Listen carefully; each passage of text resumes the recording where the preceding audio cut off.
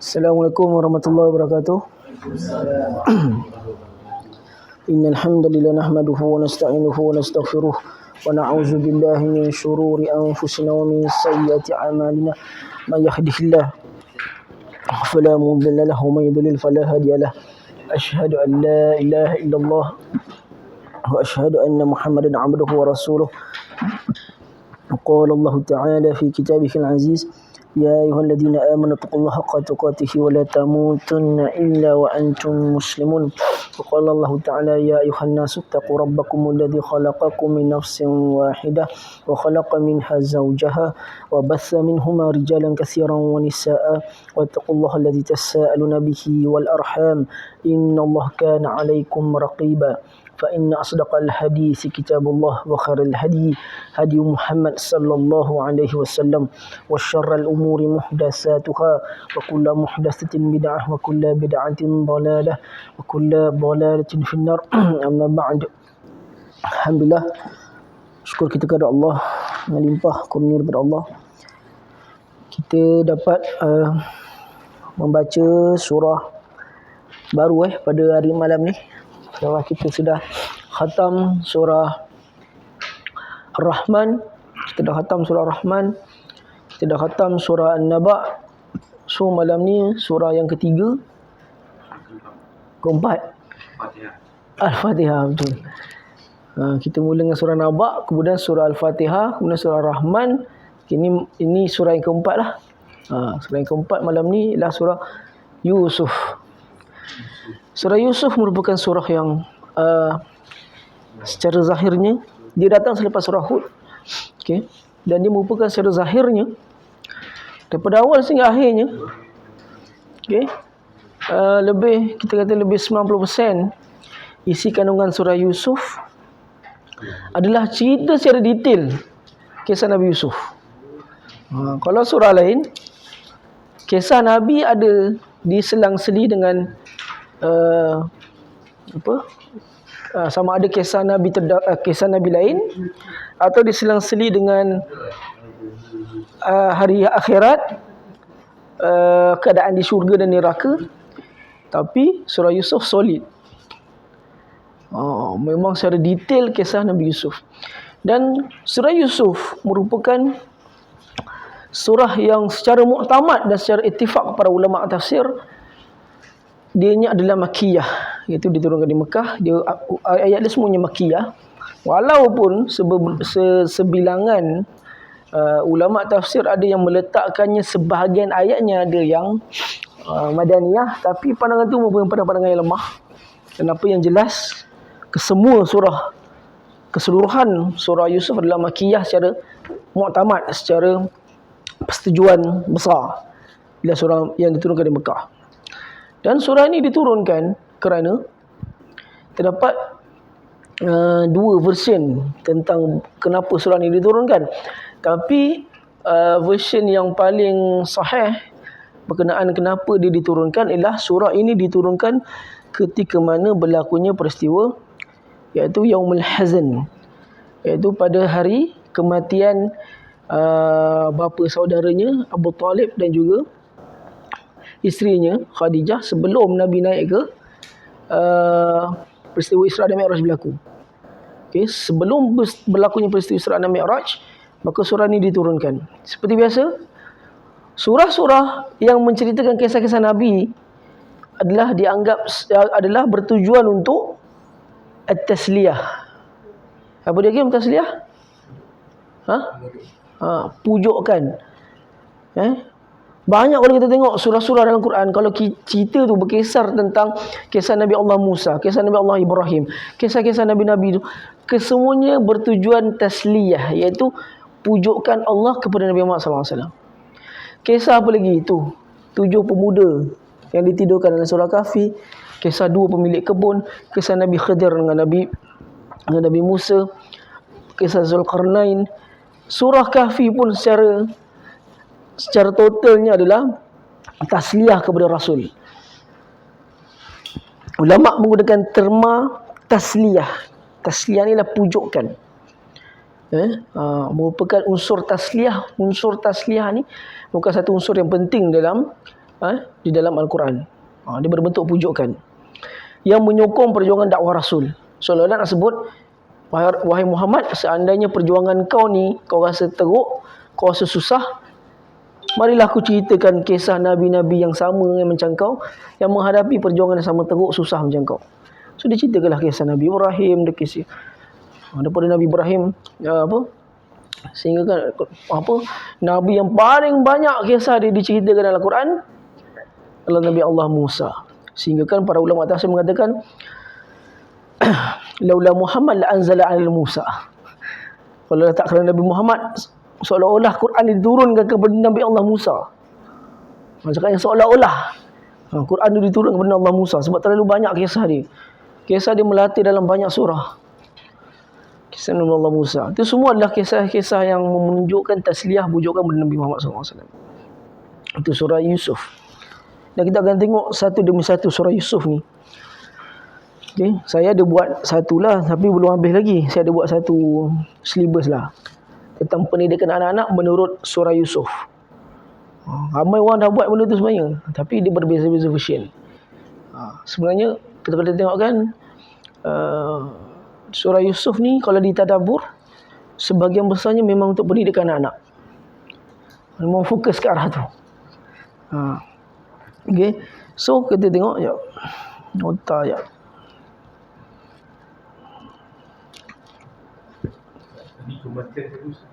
Khadijah dengan Abu Talib. So, hampir-hampir nak Isra tu. Surah ni diturunkan. Okey.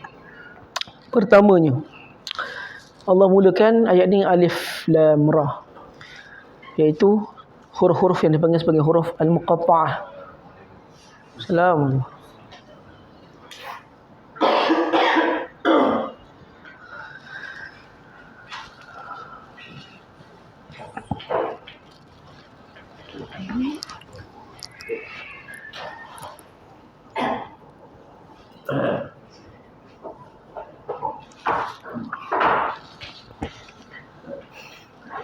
So kita kata alif lam ra adalah dipanggil sebagai huruf-huruf muqatta'ah. Huruf muqatta'ah banyak dalam Al-Quran, dan selalunya kalau kita perhatikan pattern huruf muqatta'ah ni adalah selepas ayat huruf muqatta'ah, alif lam ra, alif lam mim, kaf ha ya ain sad dan sebagainya, yasin dan sebagainya, tu semua tu selepas dia mesti kebanyakan Allah akan cerita pasal Al-Quran. Tengok alif lam ra tilka ayatil kitab. Apa? Kitab tu apa? Quran. Yasin. Lepas tu wal Quran. Dia akan cerita pasal Quran lepas tu. Kenapa huruf muqatta'ah tu wujud? Walaupun sebahagian ulama tafsir ada yang menafsirkan alif tu apa, lam tu apa, tapi kita jangan ambil pusing sangat pandangan tu, sebab pandangan tu kebanyakan mufasirkan katakan dia sebagai pandangan ijtihad semata-mata. Dia tak boleh dianggap benda yang benar sangat pun. Dia hanyalah pandangan ijtihad ulama aje. Alif tu apa, lam tu apa, tak, itu tak penting. Yang pentingnya adalah sebab apa huruf muqatta'ah ni wujud. Syekh Tahir bin Ashur sebut dalam kitab Tahrir wa Tanwir, dan juga Syekh Sa'id Al-Tantawi sebut dalam kitab Al-Wasit. Dia mengatakan bahawa huruf-huruf muqatta'ah ni adalah satu bentuk menarik minat orang-orang Arab Quraisy ketika itu untuk nak mengetahui lebih lanjut lagi tentang apa yang nak diceritakan. Seolah saya cakap macam ni. Saya cakap dengan Farhan macam ni. Farhan, DBCG. Farhan kata, ustaz ni betul tak betul ni? DBCG apa benda? Kata Abang Fairuz, FTF, HBD, PPPP. Abang Fairuz nak tahu lagi tak apa benda yang saya sebut tu? Abang Fairuz teringin tak nak tahu apa benda yang maksud saya sebut tu? Saya cakap apa? Abang Fairuz, HBD, SHZMB. Happy birthday, selamat hari raya, maaf saya batin. SHRZMB. Sekarang orang bagi raya pun SHRZMB kan. Sekarang saya cakap dengan abang kan, abang tinggi nak tahu tak apa benda tu ustaz, SHRZMB? Betul tak? Itu sebab Allah gunakan alif lam ra. Dia orang tanya, alif lam ra tu apa? Sebab mana ada orang bercakap dengan orang lain guna huruf? Betul tak? Mana pernah kita bercakap dengan orang guna huruf? Kalau guna huruf, orang akan tanya lagi. Benda tu yang membuatkan dia orang bertanya. Itu sebab Allah mulakan dengan huruf-huruf muqatta'ah. Alif lam ra, alif lam mim. So, membuatkan dia orang tertanya-tanya dan dia orang bertanya. Mewujudkan satu suasana nak bertanya. Sebab apa? Itu sebab alif lam ra. Kebanyakan mereka mengatakan sama ada Allah akan cerita pasal Quran atau Allah akan cerita pasal kebenaran dakwah Rasul. Huruf-huruf muqatta'ah. Jadi huruf muqatta'ah ni dia pun tak membawa apa-apa signifikan sangat pun. Dia cuma membangkitkan keadaan ingin tahu pada akal orang Arab ketika itu. Okey, alif lam ra. Tilka ayatul kitabil mubin. Tilka ni adalah menunjukkan satu isyarat kepada benda yang jauh. Kalau benda tu dekat, kita guna ha. Sama ada haza ataupun hazihi. Tapi bila dia guna tilka ni dalam bentuk muannas lah, dalam bentuk feminin. Tilka. Kalau dia punya maskulin dia ialah zalika. Zal menunjukkan benda yang dekat. Benda yang dekat. Zal menunjukkan benda. Za. Lam menunjukkan benda tu jauh. Lam tu dipanggil sebagai lam jauh. Zalika. Tilka. Ta tu menunjukkan benda tapi bersifat feminin. Ta. Lam sama juga jauh. Tilka, zalika, kedua-dua lam tu menunjukkan lam jauh. Dia panggil lam lil ba'id, lam jauh. Contoh kalau saya cakap dengan orang, saya kata tilka miksana, di situ ada, itulah penyapu. Saya tak akan cakap tilka maktabah, saya kata tak ada. Sebab lam tu menunjukkan benda yang jauh. So sebenarnya Allah nak tunjukkan apa? Tilka ayat. Dia mengisyaratkan dalam sebahagian tafsir menunjukkan bahawa ayat ni, tilka dalam ayat ni, dia bukan menunjukkan benda yang jauh. Walaupun lam tu menunjukkan benda yang jauh. Bahkan sebenarnya dilalah dia adalah menunjukkan benda tu dekat. Itu apa orang kata, dalalah bahasa Arab tu macam itu. Walaupun dia adanya petunjuk yang menunjukkan itu jauh, tapi dia mengisyaratkan pada benda yang dekat. Tilka ayat. Ayat ni refer kepada apa? Ayat Quran. Ayat Quran. Sebab apa tilka? Sebab ayat. Ayat ada tamar buta belakang. So bila tamar buta belakang, sebab ada ta ke depan. Belum belajar bahasa Arab lah? Belum okey. Belajar bahasa Arab dengan ustaz kena rotan. Okey, tilka ayat. Ta ada ta marbuta. So dia letak ta, tilka tu dia letak ta ke depan. Tilka ayat al-kitab. Al-kitab, ayat-ayat itulah ayat-ayat di dalam kitab Al-Quran Al-Mubin. Mubin adalah asal perkataan bayin. Bayin adalah maksudnya benda yang jelas. Bila disebut mubin, first kali Allah nak menyatakan, macam saya selalu sebut, selepas huruf muqatta'ah akan menerangkan sifat Al-Quran. So Allah sedang menerangkan dalam ayat ni tentang sifat Al-Quran, iaitu apa sifat dia? Itulah ayat-ayat yang jelas. Ayat-ayat yang jelas. Jelas dari sudut apa? Jelas kebenarannya, jelas jalan hidayahnya, jelas jalan petunjuknya. Tapi ayat-ayat dia sendiri ada beberapa perkataan ayat dia tak jelas. Setuju tak? Kalau tak adalah ilmu tafsir. Betul. So ada beberapa ayat dia yang tak jelas bukan sebab tak jelas, sebab tidak diketahui oleh orang-orang yang bukan Arab. Orang Arab faham, tapi tak juga. Arab boleh faham benda yang jelas je. Benda yang dipanggil al-khafaya wal khabaya, dia panggil dalam bahasa Arab. Benda-benda yang memerlukan penafsiran yang jelas, dia orang tak tahu. Yang kita akan bincang nanti tentang adakah seluruh ayat Quran ni adalah bahasa Arab? Tak. Bahkan telah terjadinya suatu jurnal, saya baca satu tesis PhD yang menyenaraikan beberapa ayat Al-Quran yang bukan datang daripada bahasa Arab. Itu ayat nombor 2. Nombor 1 ni dulu. Ayatnya jelas. Ayatnya jelas.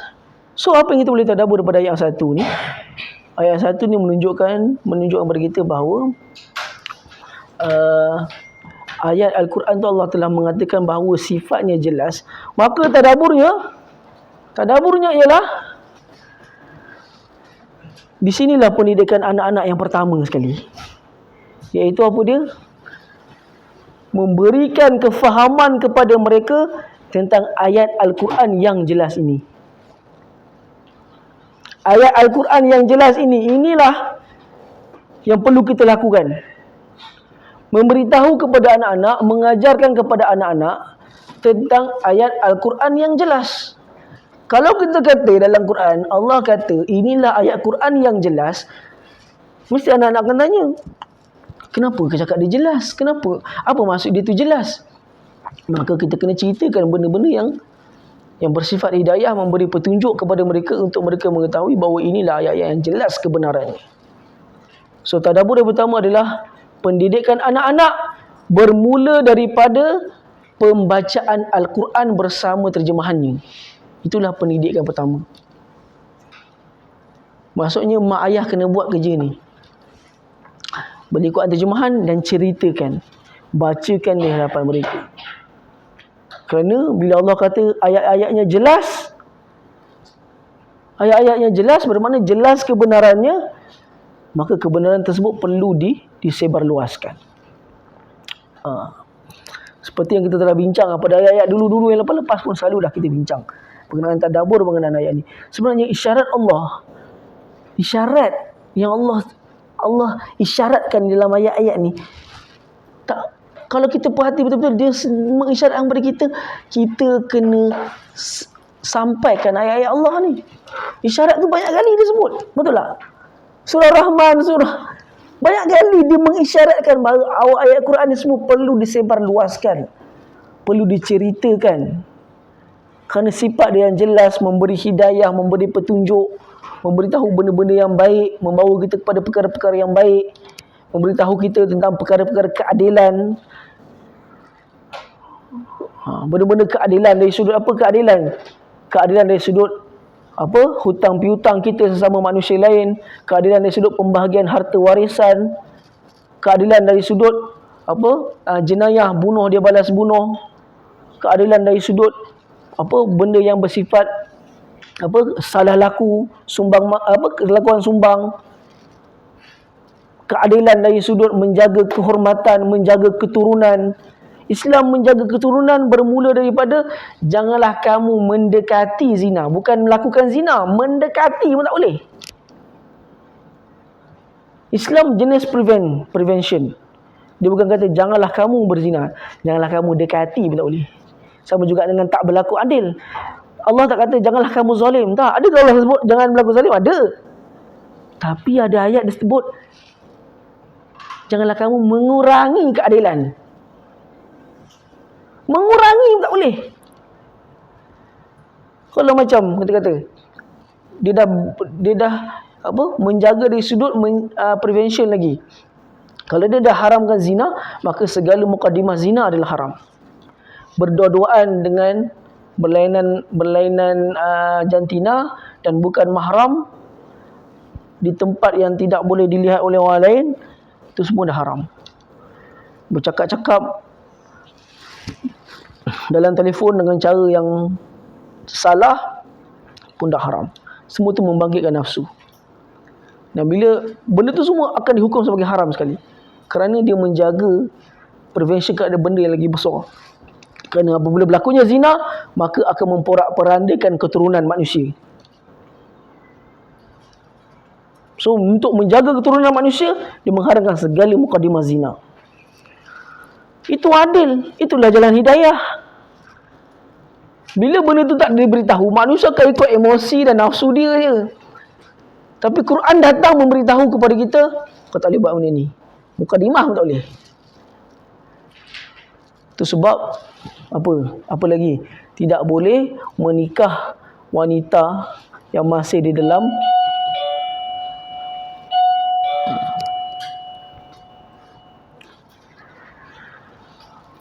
tidak boleh menikahi bertunang dengan wanita yang masih dalam iddah. Tu semua ada keadilan di dalamnya.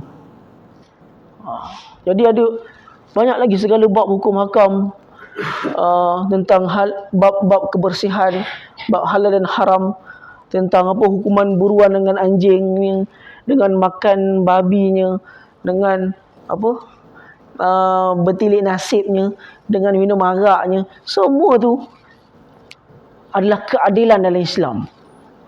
So, siapa nak cerita benda-benda ni semua? Islam adil dari sudut ni, apa? Siapa nak cerita?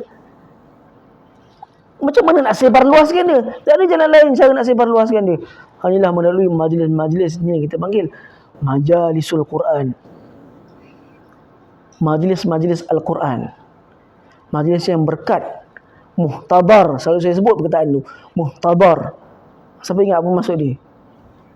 Muhtadar tu. Tak ada orang ingat. Tak ada, saya selalu sebut dulu. Muhtadar maksudnya dihadiri oleh para malaikat. Muhtadar, dihadiri para malaikat. Berkat majlis-majlis macam ni, majlis Quran. Jadi itulah tadabbur ayat pertama. Bila Allah sifatkan Quran ni, ayatnya jelas kebenarannya, maka kau sampaikanlah kepada anak-anak kau yang firstnya. Anda daging kau sendiri. Dah daging sendiri sampaikan kebenaran Al-Quran tersebut. Kemudian inna, sesungguhnya kami, anzalna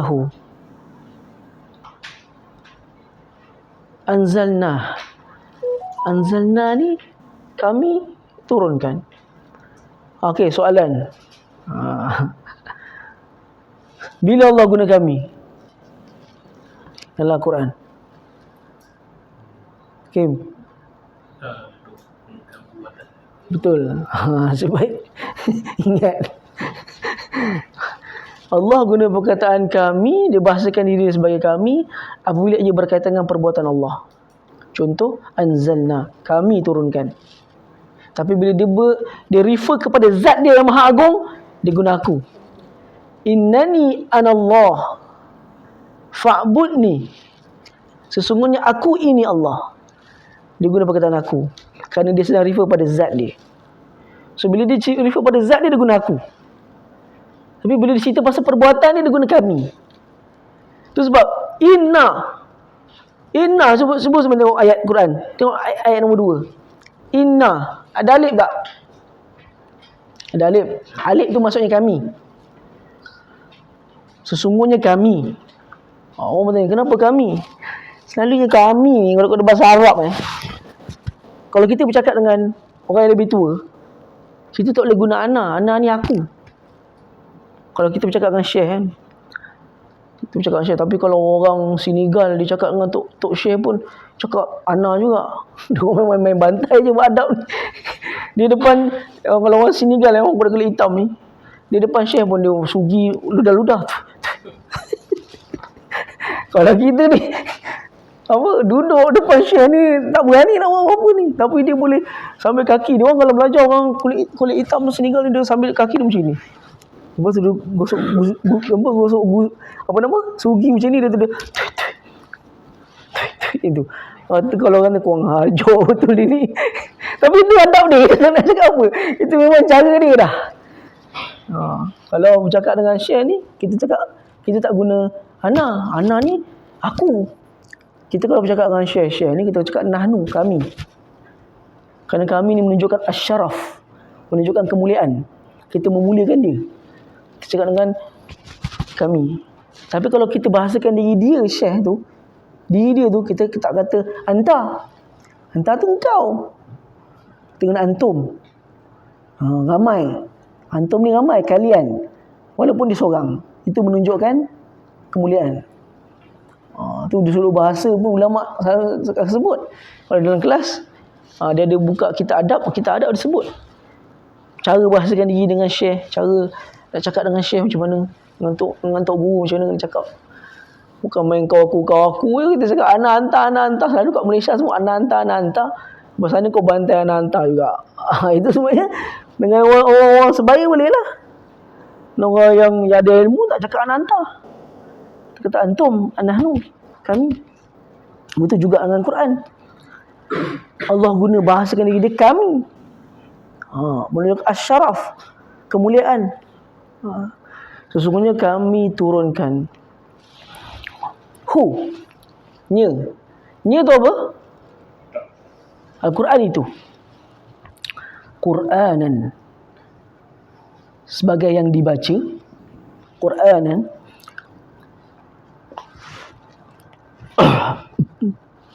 Arabian ni Arab. Apa maksud Arab? Arab ni maksud asal dia. Setiap yang berubah Arab panggil Arab. Dulu saya tanya lah sama tok guru saya. Syekh, kenapa orang panggil Arab sebagai Arab? Arab ni apa? Kullu syai'in man taqala fahu Arab. Setiap benda yang berubah-ubah maka dipanggil Arab. Kemudian tok guru saya kata sebab Arab ni janji pukul 2 dia datang pukul 4 dia kata. Dia berubah-ubah dia kata Arab ni hari ni kau cakap A, besok dia cakap benda lain dah, B, C, D, dia cakap benda lain dah. Dia kata itulah Arab. Dia kata sebenarnya Arab ni memang betul lah, di seluruh bahasa setiap yang berubah dia panggil Arab. Sebab apa? Kehidupan Arab dulu mana duduk satu tempat. Arab ni style kehidupan dia, kalau siapa tahu dia panggil nomad. Tahu nomad? Orang yang berpindah randah kan? Nomad. Memang sistem hidup dia nomad. Dia kalau tak sesuai dengan tempat tu, dia bungkus kemah dia semua, dia pergi tempat lain. Itu sebab dia panggil Arab, kerana mereka berpindah randah. Dan kalau susu, Arab akan panggil apa tau? Arab kata kalau susu tu dah basi, dia panggil Arabatil Laban. Susu telah menjadi Arab. Bermakna apa? Telah berubah rasanya. Dia panggil Arab. Tu, apa nama? Kereta sorong orang tu. Arab panggil Arubah.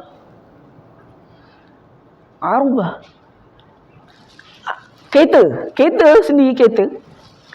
Arab panggil Arabiyah.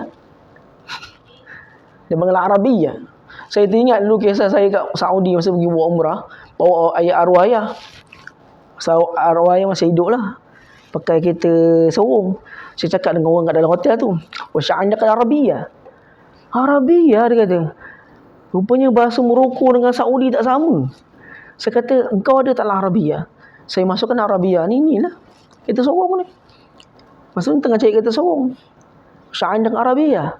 Arabiyah tu dia kata, India Arabiyah, Injiliziyah, Isbaniyah. Dia kata benda Arab dia mengarut dia. Aku nak tanya, engkau ni ada kereta sorong ke tak? Tapi dia kata, aku boleh cakap bahasa Inggeris, bahasa Arab, bahasa Sepanyol, dia kata. Kata, Masya Arabiyah. Saya tunjuk kata sorong. Oh, Arabiyah. Tak ada sabdu. Bila tak ada sabdu, dia tak faham. Bila tak tekan, dia anggap benda tu benda lain. Sebab orang Morocco dia tak sebut Arabiyah macam tu, dia sebut Arabiyah. Tak ada sabdu. Tapi Saudi dia sebut ada sabdu.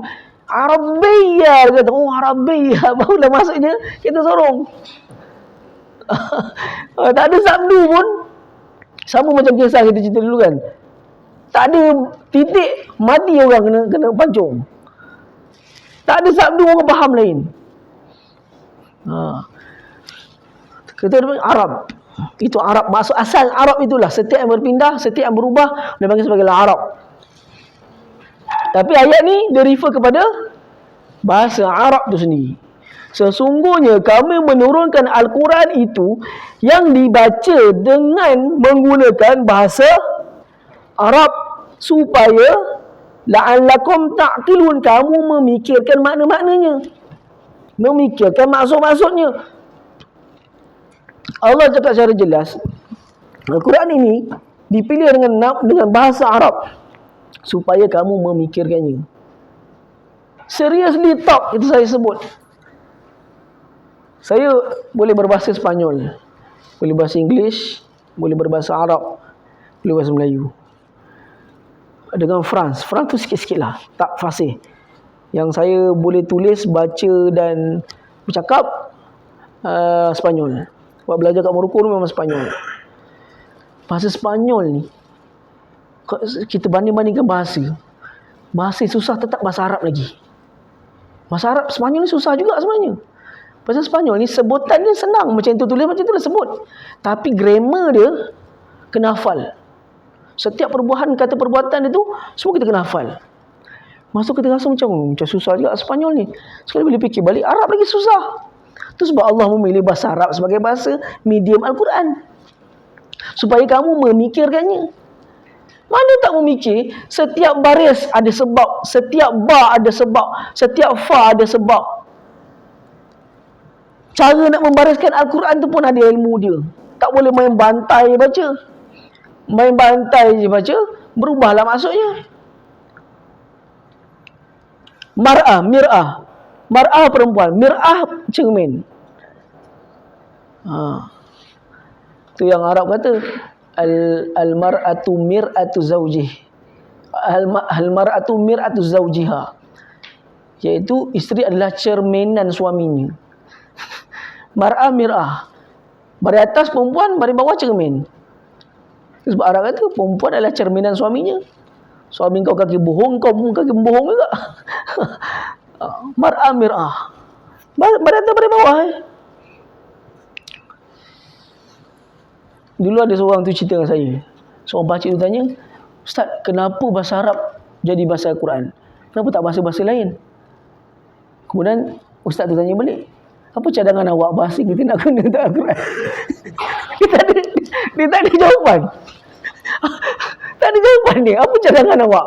Bahasa apa kita nak jadikan sebagai bahasa milik Al-Quran? Dia diam, dia tak boleh jawab.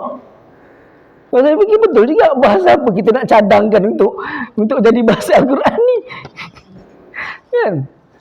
Maksud tak ada, sebab bahasa Al-Quran ni, bahasa Arab ni, macam orang kata bahasa Arab bahasa syurga, itu hadis yang palsu. Tidak ada sebahagian ulama menghukum hadis itu sebagai hadis yang terlalu lemah. Bahkan ada sebuah hadis yang Imam Ibn Taimiyah sebut dalam kitab dia Majmu' Fatawa, di sini ada bawakan beberapa riwayat berkenaan dengan bahasa Arab bahasa syurga, bahasa Parsi bahasa ahli neraka. Sudah. Parsi. Bahasa Parsi bahasa ahli neraka. Orang Parsi terasa lah, wah bahasa aku pula bahasa ahli neraka. Kan? Itu ada hadis palsu yang menunjukkan, bahkan ada sebuah hadis yang palsu juga, bahkan terlalu lemah hadis itu. Mengatakan fa inni Arab, ta'allimul Arab di salas. Belajarlah bahasa Arab kerana 3 perkara. Li'annil Arab wal Qur'anul li'anni Arabi wal Qur'anul Arabi wal lughatul ahli jannatil Arabi. Tapi itu ada palsu tau. Belajarlah bahasa Arab kerana 3 perkara. Kerana aku ini Arab, Quran dalam bahasa Arab, dan bahasa ahli syurga itu bahasa Arab. So berdasarkan hadis itulah orang mengatakan bahawa bahasa ahli syurga adalah bahasa Arab. Kalau orang tanya bahasa apa ahli syurga cakap, tak ada orang tahu. Tak ada sebuah hadis sahih pun yang menerangkan bahasa apa yang orang akan pertuturkan besok dalam syurga. Tak ada. Yang ada cuma hadis-hadis yang terlalu lemah. So kalau orang tanya bahasa apa? Wallahu a'lam. Bahasa apa yang akan dipertuturkan besok dalam syurga, dalam neraka, tak tahu apa. Cuma nak sebutnya, itulah sebab Al-Quran itu didatangkan dalam bahasa Arab, kerana membuat kita berfikir. Setuju tak? Membuat kita berfikir. Kalau siapa belajar bahasa Arab secara serius, dengan nahunya, dengan sarafnya, dia akan tahu bahawa bahasa Arab ni bahasa yang sangat susah. Betul tak, Kim? Betul tak, bang? Kan? Kadang-kadang abang sendiri dengar kan, orang terangkan macam mana bahasa Arab tu. Tu sebablah dia dipilih sebagai bahasa Al-Quran. Kalau bahasa Melayu ni, contohlah kalau kita cadangkan bahasa Melayu sebagai bahasa Al-Quran. Bahasa Melayu senang je. Kalau kita kata banyak, kalau benda tu satu, contoh benda tu satu, buah. Jadi banyak buah-buahan tu je. Ulang kali kedua je. Kalau kita kata dia dah pergi, kita akan tanya lagi, dia tu lelaki ke perempuan? Betul tak? Kalau kata orang kata apa, dia dah buat. Bila dia buat? Dia dah buat, betul dia dah buat, tapi bila dia buat? So bahasa Arab ada menerangkan pada benda tu semua. Semua buatkan kita berfikir. Sebab di bahasa Arab adalah sebagai bahasa Al-Quran, kerana disebutkan la'allakum ta'qilun, supaya kamu memikirkan maksud-maksudnya, makna-maknanya. Cuba tengok Bible yang diterjemahkan ke dalam hampir banyak bahasa. Kan? Bible bila dia di UK dia diterjemahkan dalam bahasa English. Bila dia di di negara-negara lain, dia semuanya dalam bahasa tempatan dia. Indonesia diterjemahkan, so diorang pakai beribadat sebagainya hanya dengan menggunakan bahasa yang telah diterjemahkan. Berlaku cacar merbah tak? Habis cacar merbah berlaku. Dan diorang tak tahu perkataan asal yang disebut, yang diterjemahkan tu apa dia. Diorang tak tahu. Cuba tanya, diorang tak tahu perkataan asal dia apa. Ini Allah memelihara Al-Quran ini dengan bahasa Arab. Bukan Allah pelihara dengan bahasa Arab, silap. Bahasa Arab tu sendiri terjaga dengan Al-Quran. Kerana orang Arab, diorang sendiri tak tahu bahasa baku ni. Kalau Quran ni tak ada, diorang tak tahu pun bahasa bakunya apa. Contoh macam meja. Meja kalau Arab baku sebut maktabah. Maktab. Maktabah perpustakaan, maktab. Bila saya tanya dia, ni Arab panggil apa ni? Dia fikir lama. Padahal dia orang Arab. Akhir sekali jawapan yang keluar dari mulut dia apa? La mesa. La mesa tu bahasa Sepanyol. Dia kata itu Sepanyol. Ini Arab panggil apa? Arab. Ni Arab panggil apa? Wah, dia fikir. Masa tu saya terfikir satu benda. Kalau Al-Quran ni tak ada, hancur bahasa diorang ni. Diorang tak tahu pun bahasa baku ni, diorang tak tahu. Arab yang tak boleh baca Quran memang ada ramai sana. Kat Morocco sendiri Arab yang tak boleh baca Quran ada. Walaupun dia orang Arab, dia memang tak boleh baca Quran. Tanya perkataan ni bahasa Arab. Kalau tak tahu perkataan ni, dalam Quran pun ada perkataan ni, az-zira'. Ni Allah sebut dalam Quran, az-zira'. Sini sampai sini. Dari sini sampai sini, zira'. Saya tanya Arab, yang ni korang panggil apa dalam bahasa Arab? Dia punya fikir tu macam tu bukan bahasa dia tau. Fikir yang dalam bahasa Arab tu apa? So dia kata la mule. Kata la mule tu bahasa Sepanyol. Ni Arab, bahasa Arab. Dia tak tahu. Tu sebab nak katanya bahasa Arab tu terjaga sebab Quran lah. Dulu saya kembali masa saya datang Malaysia dulu, di ceramah kena terjemah. Jadi dia pun berasa penat asyik kena terjemah je. So dia tanya, korang semua tak belajar Arab daripada kecil ke? Lepas tu saya yang seksa kena terjemahkan benda tu. Saya pun cakap, korang semua tak belajar Arab daripada kecil ke? Saya tanya. Sebab dia pelik. Kata korang Islam, tapi korang tak tahu bahasa Arab. Benda tu pelik dia kata. Kata korang orang Islam tapi korang tak tahu bahasa Arab. Kerana dia kata bahasa Arab ni bahasa agama. Orang Islam kena tahu bahasa Arab, kerana itu bahasa agama dia. Tak payah nak cakap Arab berabuk pun, cukup basic Arab tahu untuk nak bantu dia faham Al-Quran. Bantu faham Al-Quran.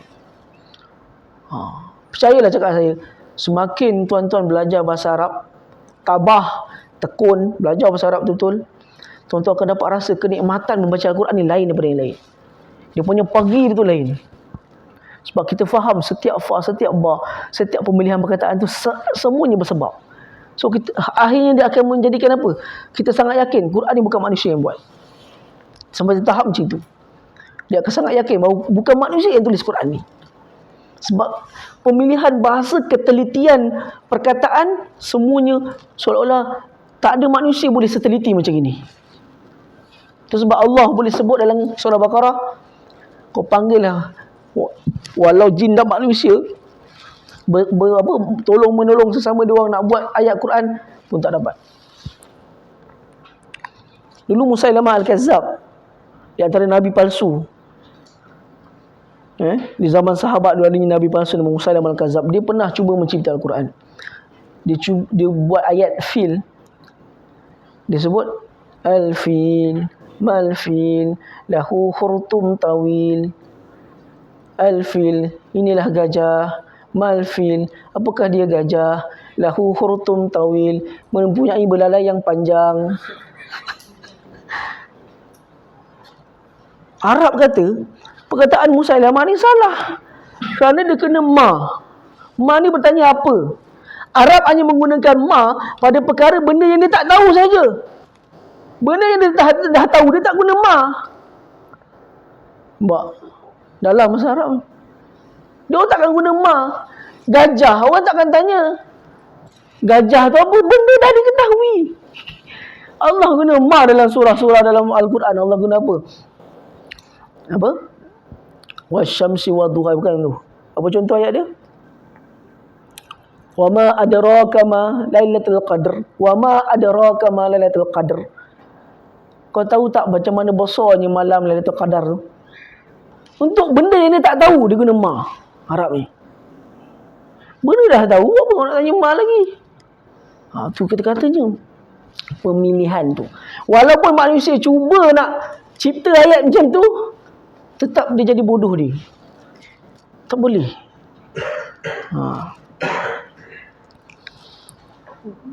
Kalau kita tengok Bible bahasa Arab.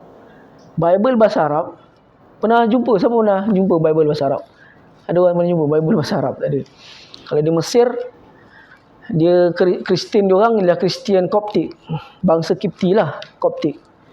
Dia punya mazhab Kristian dia lain dengan di Vatican. Tak samalah.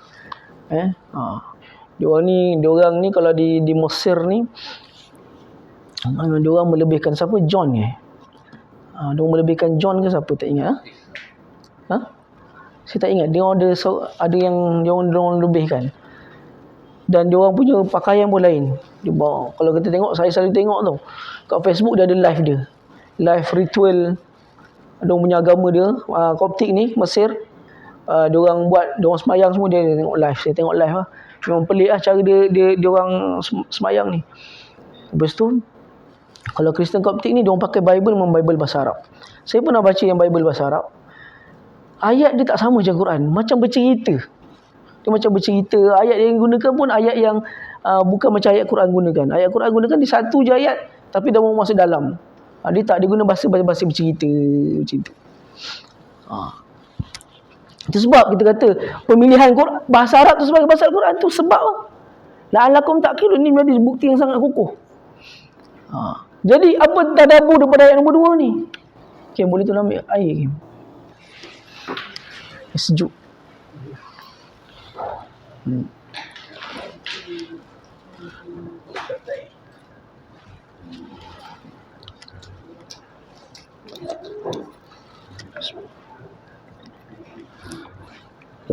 Apa tadabbur daripada ayat nombor 2 ni? Tadabburnya adalah kena belajar sikit bahasa Arab untuk mempelajari Al-Quran tu sendiri. Keindahan bahasa Al-Quran tu sendiri. Kena tahu ada sedikit. Jangan berpada setakat anak itu pun terbalik. Anak nak bagi mana? Yang mana aku tahu kau nak bagi mana? Anak tu saja. Yang anak nak bagi mana? Jadi paling kurang sikit kita kena tahulah. Ketiga, nahnu naqussu 'alaika ahsanal qasasi bima auhayna ilaika hadzal qur'ana wa in kanat min qablihi laminal ghafilin. Nahnu, kami, naqussu, menceritakan, nahnu naqussu, kita kata ayat mana itu? Nahnu naqussu 'alaika ahsanal qasasi attabil khabara fartadda ala atharihim qasasa okey. Allah mengatakan qassa, nahnu naqussu, kami, naqussu, menceritakan, alaika, kepada engkau. Engkau siapa? Muhammad. kepada engkau wahai Muhammad ahsanal qasasi. Allah berguna perkataan ahsana. Al-qasas ni ialah plural ataupun jamak bagi perkataan al-qisah. Kita sebut kisah. Kita sebut lah. Arab sebut kisah. Kita sebut kisah. Sama je. Tapi bahasa Arab ni dia ada plural dia. Jamak dia. Satu kisah, dia panggil kisah. Banyak kisah, qasas. Jangan sebut kisas. Kisas bunuh balas bunuh. Kisas. Qasas, kisah-kisah. Tapi yang best ni ayat ni, Allah kata, kami ceritakan kepada engkau wahai Muhammad kisah terbaik.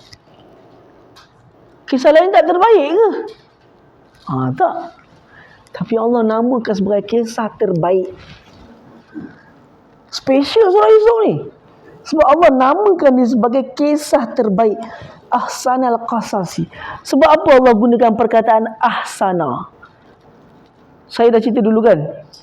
Benda yang ada alif kat depan bermaksud apa? Okay? Paling. Bila ada alif kat depan bermaksud paling. Ahsana.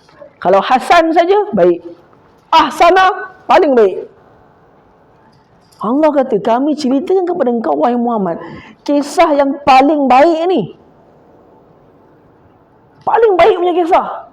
Sebab apa paling baik?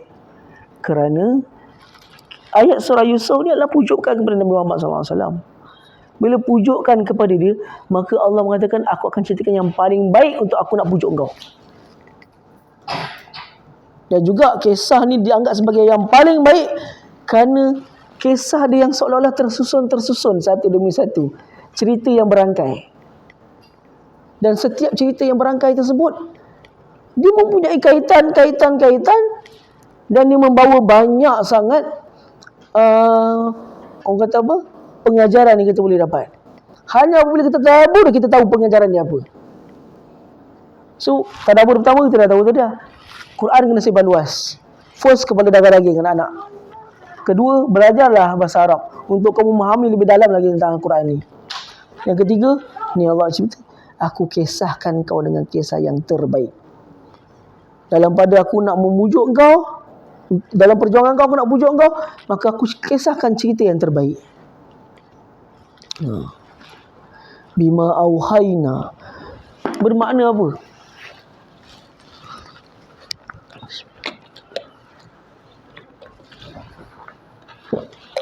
Bima auhayna, terhadap apa yang kami wahyukan, ilaika, kepada engkau wahai Muhammad, hazal Quran. Quran ini tadi saya lupa cakap pasal adakah dalam Quran ni adanya benda-benda yang bukan bahasa Arab. Ya, ada.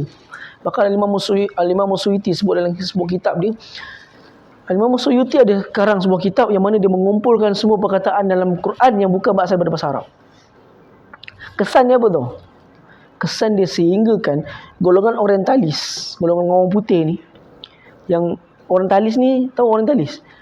Dia ni orang bukan Islam, tapi dia belajar ilmu Islam untuk dia nak hijack Islam dari dalam, supaya orang Islam rasa tak yakin dengan agama dia. Diorang ni punya serius kerja diorang, sampai kena orang belajar Nahu lebih pandai daripada kita, lebih pandai daripada orang bangsa Arab. Contoh yang paling terkemuka, Snuk Hungronje. Pernah dengar tak Snuk Hungronje? Snuk Hungronje merupakan seorang Belanda yang menjadi mufti di Aceh. Dan pengetahuan dia dalam bahasa Arab, sehingga kan Arab pun boleh tabik dengan dia dalam bahasa Arab. Dia menghafal syair, bukan setakat Nahu, syair pun dia hafal. Snuk Hungronje ni orang Belanda. Sehingga kenapa tahu, golongan orientalis ni, kesan dia bila dia kata Quran ni terdapat bahasa yang bukan bahasa Arab, kesan dia mengatakan bahawa Nabi Muhammad pergi belajar Al-Quran ni dengan orang yang bukan berbangsa Arab. Disebabkan tu dalam Quran ni terdapatnya perkataan-perkataan daripada bahasa Suryani, daripada bahasa Aramaik, daripada bahasa Ethiopians, daripada macam-macam bahasa. Jadi dia mempersoalkan bermakna Nabi Muhammad, macam mana boleh ada perkataan Ethiopians dalam Quran? Kerana Nabi Muhammad berguru tu dengan orang-orang Ethiopians. Dengan orang Ethiopians. Antaranya tu lah. Apa nama tu? Rahib yang berada di Habsyah tu, apa nama dia? Ya? Al-Habsyi. Kan? Al-Habsyi. Bukan Al-Habsyi, silap. Apa nama dia? Saya lupa nama dia. An-Najashi. Al-Habsyi yang bunuh pak saudara dia. An-Najashi. Wahsy. Wahsy bukan Al-Habsyi. Wahsy. An-Najashi yang raja tu, di Kristian. Nabi Muhammad pernah berjumpa dengan dia beberapa kali. Jadi kata dia dapat bahasa Ethiopian daripada situ. Bahkan adanya bahasa-bahasa Parsi. Kerana apa? Pedagang Parsi ni memang datang ke Madinah dan berlakunya asimilasi antara orang Arab dengan orang sahabat. Jadi dia kata, jadi di situ mereka menuduh. Itu bukan tuduhan sebenarnya. Apa yang Suyuti sendiri sebut dalam kitab dia sendiri mengakui memang itu semua bukan bahasa Arab. Contoh, Allah kata dalam Quran, bila Allah mengarahkan Nabi Allah kepada mak Nabi Musa supaya meletakkan Nabi Musa ke al-yam, fa'alqihi fil yammi. Kau letakkanlah dia ke yam. Al-yam tu apa? Laut. Arab tak panggil laut yam. Arab panggil laut bahar. Mana dia panggil yam? Orang Arab pun tak tahu yam tu apa. Dia orang pun tak tahu yam tu apa. Tapi Allah sebut fa'alqihi fil yammi. Bukan so yummy, bukan. Yam ni maksudnya laut. Tapi Arab tak panggil, mana ada Arab panggil laut yam, tak. Itu bahasa Parsi.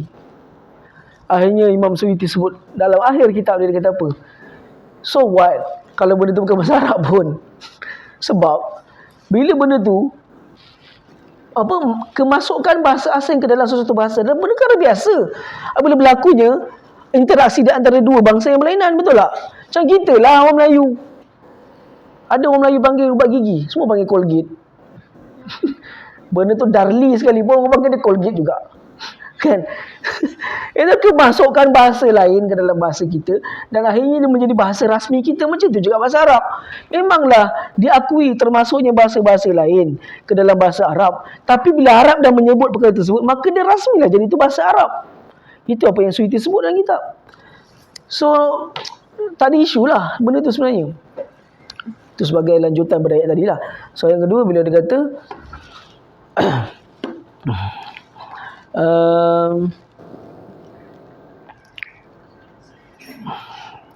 nahnu nakusu alika ayyuhar rasul asal qasas ay hasan anwa al bayan wa awfaqu bil qara' li sika min ajli wa liman kana qasal qur'an asal qasas ijtimali ala asdaq al akhbar ablag al asali wa ajma'ahu lahu hikam wal ibar wal izat wa ba'u fi qali ta'ala bima awhayna ilayka hadzal qur'an sababiyya muta'allaqan bi qasam bagaimana nabi sallallahu alaihi wasallam sababiyya awhayna ilayka hadzal qur'an والحال أنك كنت قول إيهانا إليك بهذا القرآن من الغافلين أن تفصل عن هذه القصص وأن دقائق أخبار. Okey. Seterus ada qaumika lil ummiyin wa qala ta'ala kita. Okey, dia kata kami ceritakan kebaik kisah ini sebagai satu wahyu kepada kamu wahai Muhammad. Wa in kunta min qablihi laminal ghafilin. Walaupun wa in kunta min qablihi laminal ghafilin. Walaupun sebelum ni kau bukanlah di kalangan orang yang tahu secara detail kisah tersebut. Bermakna Allah nak sebut pada Nabi, engkau tak tahu secara detail kisah ni.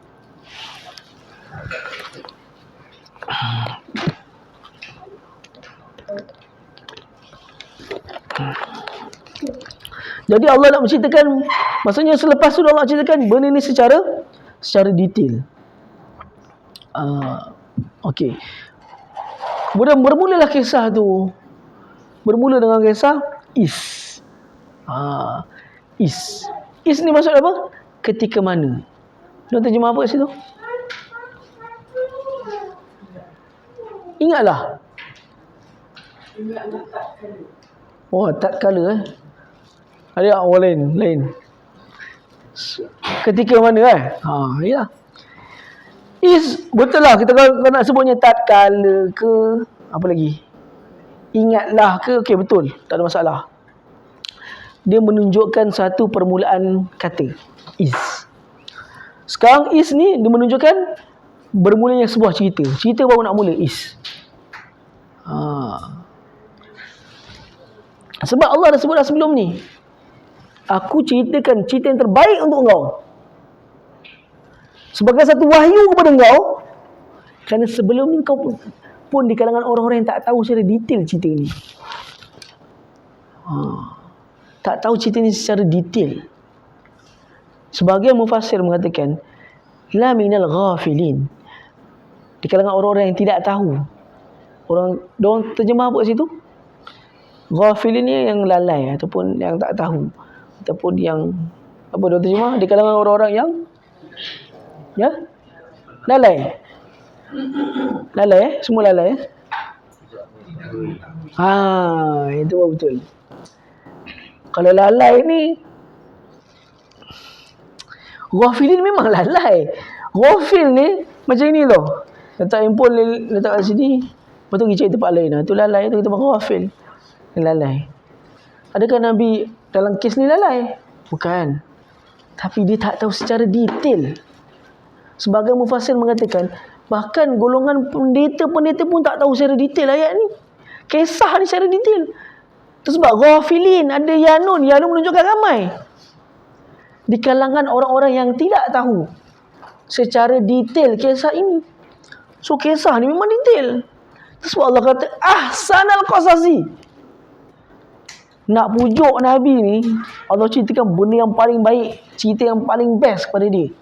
So Allah cakap, aku nak ceritakan benda yang paling best untuk engkau sebagai satu wahyu untuk engkau, kerana sebelum ni kau pun tak tahu cerita ni secara detail. Macam itulah. Ketika mana qala, berkatanya Yusuf li abihi, kepada bapanya. Dia sebut apa? Ya abati. Bahasa Arab ni, ya abati ni asal berkata abah. Anak saya panggil saya abati. Memang anak-anak saya semua memang panggilnya abati. Dulu kawan saya pernah cerita, anak dia sebut, yang kau ada tak disebut dalam Quran? Nanti ada, bapak aku ada sebut dalam Quran. Apa nama bapak kau sebut dalam Quran? Apa? Tabat syada abi lahabin wa tab. Abu Lahab tu, kata bapak dia, nama bapak dia panggil Abi. Kan, dia panggil bapak dia Abi. Jadi dia berkata dalam Quran dia sebut Abi aku. Tabat syada abi lahabin wa tab. Abu Lahab.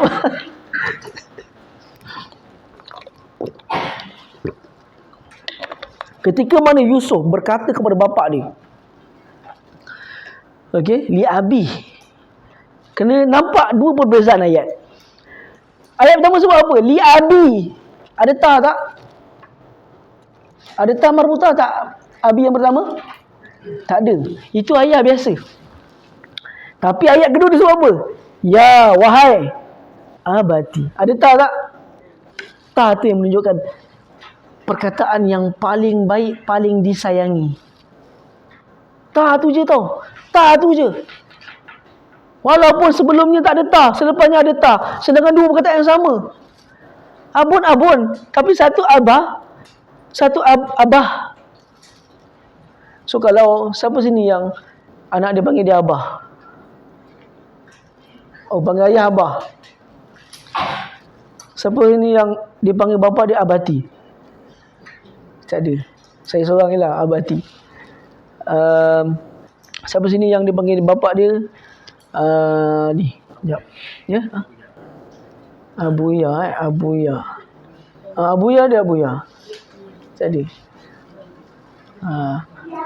Kalau Arab dia panggil baba, ada yang panggil baba. Tak ada. Baba. Ada baba. Arab tu. Sebab Arab kalau sebut pa, asalnya papa. Tapi Arab tak sebut pa, dia gantikan jadi ba, jadi baba. Memang Arab dia panggil baba. Saya tak pernah dengar lagi orang Arab panggil abati ke Abuya pernah. Apa lagi? Abuya. Walid. Ada yang Walid? Sini Walid tak ada? Walid. Arab tak panggil Walid. Arab pun memang baba. Dia baba mama je tu lah. Tapi dalam ayat ni, ta tu, kan saya kata ada beza. Satu abi, satu abati. Ta tu, kenapa dia datangkan ta? Bila dia letak ta marbutah pada satu perkataan tu, terus dia jadi masuk wahai ayahku yang tersayang. ayah yang aku sayangi. Ketika mana Yusuf berkata kepada ayah dia, wahai ayah yang ku sayangi. Itu sebab saya memilih perkataan abati, kerana itu adalah kata-kata panggilan sayang seorang anak kepada bapanya. Dengan meletakkan perkataan tu, dengan meletakkannya sebagai ta marbutah. Ada tak yang dalam Quran dia terjemah wahai bapa yang ku sayangi? Ada tak? Tak ada. Tak ada saya pun boleh. Kenapa dia tak letak? Apa tu? Kalau dia letak, dia akan menunjukkan bahawa perkataan itu bukan perkataan biasa. So apa kita boleh tadabbur adalah latih anak kita, panggil kita dengan panggilan terbaik, walaupun panggilan tersebut berlawanan dengan adat resam kita sendiri. Faham tak? Contoh ada orang adat resam dia bahasakan diri dia dengan bapa dia aku engkau. Pernah jumpa tak? Saya pak saudara saya cakap dengan mak ayah dia memang kau aku. Kata, mak aku nak pergi ni. Dia panggil mak tu, tapi aku nak pergi. Saya dengar pak saudara saya sebut nenek saya macam itu. Dia sebut kau aku. Kerana panggilan yang dengan nama sayang ni melahirkan sifat Al-Hanin. Apa Al-Hanin? Al-Hanin dia maksudnya melahirkan sifat kasih sayang, pertalian darah di antara seorang anak dengan seorang ayahnya. Boleh dia gunakan panggilan paling terindah yang Arab gunakan untuk memanggil bapaknya. Dia panggil ya. Ketika mana Yusuf berkata kepada, sebab apa dia gunakan perkataan wahai ayahku tersayang? Sebab apa? Sebab sekarang ni dia nak luahkan masalah dia kepada bapa dia. Inilah contoh bapa yang soleh dan misali. Mendengar keluhan dan luahan anak dia, menjadi tempat pertama untuk anak dia meluahkan rasa benda yang bersarang dalam diri dia. Benda first yang nampak dalam kepala dia, ayah aku. Sebab sekolah Yusuf, li abi, ya abati, wahai bapaku yang tersayang, ya abati. Jadi pertamanya, didik anak kita dengan bercakap perkataan yang kasih sayang dengan kita. Perkataan yang berbentuk kasih sayang, panggilan yang baik berbentuk kasih sayang. Kalau anak kita panggil baba, abah, ayah, jom kita pergi taman, macam tu. Ya nak, ya sayang, intan payung. Kalau dia dengar pun dia kata, bagus anak, apa ayah aku cakap dengan aku perkataan yang baik ini. Bukannya kau nak apa asyik nak pergi taman ni kerja kau. Itu tak sunnah. Aku nak tengok handphone pun tak boleh. Asyik pergi taman ni kata. Sesak kalau tak lah kau ni kata. Tak boleh. Kerana Nabi Allah yang soleh mengajar kita bagaimana engkau berhadapan dengan seorang anak yang ada satu masalah dalam hidup dia, dan dia menjadi engkau ialah tempat pertama untuk dia nak luahkan masalah. Jadi ayah perlu menjadi pendengar setia nombor satu dengan masalah anak, supaya anak dia sedar bila aku ada masalah, aku ada ayah yang sentiasa nak boleh dengar keluh kesah aku. Bila kalau boleh dalam hati dia, ayah aku lah yang boleh aku cerita kisah-kisah aku. Aku ni susah, aku ni ayah aku lah. Itu dia panggil dia ya abati. Lepas kita akan tengok macam mana Nabi Allah Yaqub bahasakan diri dia dengan Nabi Allah Yusuf. Macam mana cara dia bahasakan tu. Sekarang ni dia panggil wahai bapaku, ya abati, bapaku yang tersayang. Tu saya pelik tu, terjemahan tak tulis perkataan tu. Kalau dia tak tulis, tak sampai perkataan tu. Sebab tamar buta tu menunjukkan yang tersayang. Tamar buta pada perkataan tu. Ya abati, ini ra'aitu, sesungguhnya aku telah melihat ahada asyara kaukaba. Okey, aku telah melihat. Sekarang ni di tengah cerita ayat dia, tengok Nabi Yusuf luahkan kisah mimpi dia je pada bapak dia. Dia bermimpi pun dia cerita pada bapak dia. Wahai bapa kita sayang, malam tadi aku telah bermimpi. Ra'ai itu bukan bermakna aku telah melihat. Kalau dia sebut ra'ai itu apa dia? Kita guna perkataan apa? Ra'ai itu ni, ra'a ni bermakna lihat. tapi lihat yang tak semestinya dengan mata. Itu ra'ah. Kalau tengok dengan mata, dia panggil nazara. Kalau melihat sama ada dengan mata atau bukan dengan mata, ra'ah.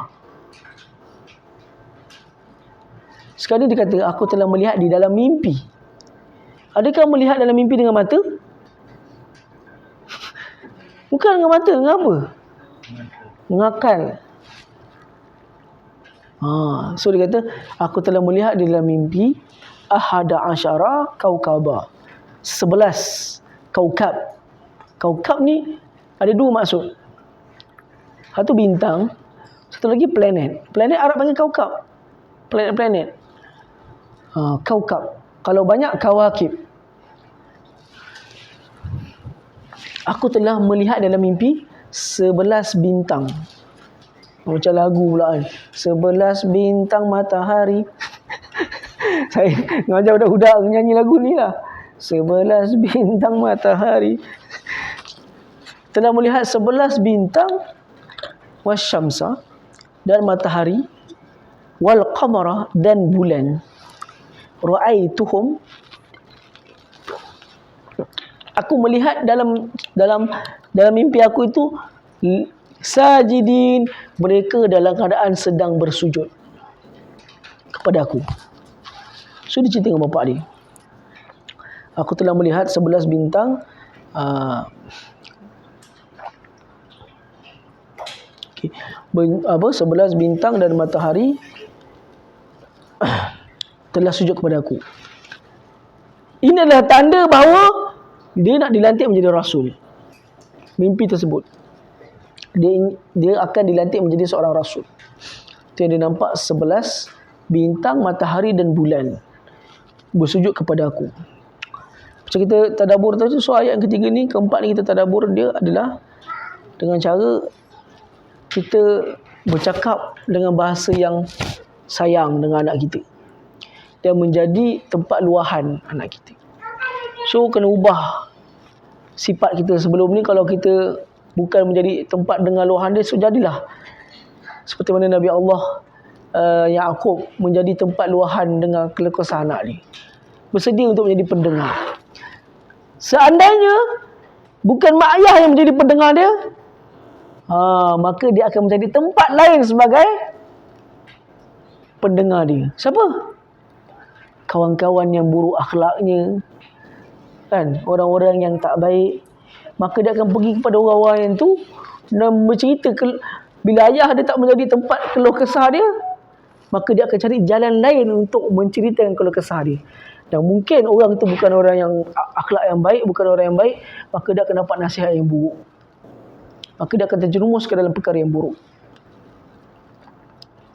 Seandainya orang tu tidak ada mak ayah, kalau dia tak ada mak ayah, macam mana? Kepadalah siapa-siapa orang-orang soleh yang dia rasa boleh mendengar, yang selamat, orang yang amanah, yang boleh dia bercerita keluh kesah dia. Orang yang masih mempunyai ayah ni, itulah kelebihan dia Allah berikan. Dia masih ada tempat dia nak ceritakan keluh kesah dan keluh kesah dia. Ada tak yang masih lagi dah besar ni cerita pada mak ayah dia lagi? Ada? Alhamdulillah.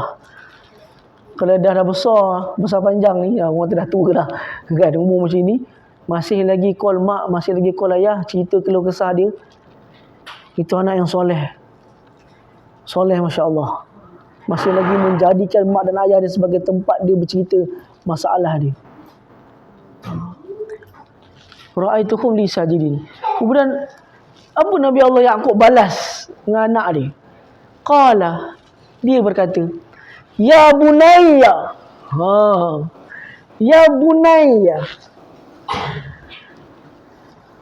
Ya bunay.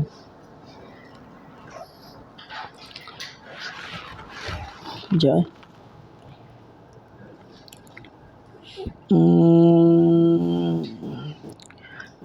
Pada angkas semua kesempatan Yaqub libnihi Yusuf pada angkas alaihi ru'yah tafaiqul laki kaida terus sedikit masyarakat liwa. Okey. Ya bunai. Arab ni bila dia nak memuliakan, nak menunjukkan rasa kasih sayang kepada seseorang, dia akan menggunakan perkataan tu dengan nama dia panggil sebagai tasghir. Tasghir maksudnya perkataan tu kecil. Tuan-tuan takkan faham kalau tak sudut bahasa Arab, tapi saya nak cerita juga. Tak apa, saya ceritakan juga. Sebab kalau tak cerita rasa tak sampai. Contoh kalau orang tu Arab kalau panggil orang dia tak kenal, dia panggil akhi. Akhi, ya akhi. Wahai saudaraku. Tapi akhi ni masih level biasa lagi. Maknanya kau tak something special lagi. Tapi dia akan ubah perkataan akhi tu kepada makna dia panggil sebagai tasghir, mengecilkan perkataan tu. Perkataan tu dibuat kepada perkataan kecil. Panggilan yang kecil supaya itu adalah bila Arab mengecilkan perkataan tu, dia bermaksud dia sedang memuliakan orang tu bukan average tapi someone special. Dia akan guna perkataan kalau akhi biasa. Dikecilkan dia jadi uhai. Baris atas ditukar baris depan. Baris atas satu lagi akhi, baris bawah ditukar kepada baris atas. Dia akan jadi uhai. Uhai ni saudaraku yang disayangi, wahai kekandaku yang disayangi. Itu uhai. Saya dengar Arab ni masa zaman saya belajar dulu. Kawan yang kita kawan dengan Arab lah. Arab bila panggil dengan kita dengan kawan yang dah biasa dengan dia tak panggil akhi. Saya sendiri dengar dia sebut ya uhai, ya khai. Dia panggil khai. Khai ni maksud wahai kekandaku yang disayangi. Sekarang Barazib ya uhai. Pada belakang membungkau. Ya uhai katanya. Perkataan tu perkataan special loh. Uhai. Cuba beritahu saya, Nabi Allah Yaqub guna apa pada anak dia? Bunai, uhai. Kan sama tu. Bunai, uhai. Dia akan berdepankan perkataan tu. So dia akan jadi apa? Wahai anak deku yang disayangi.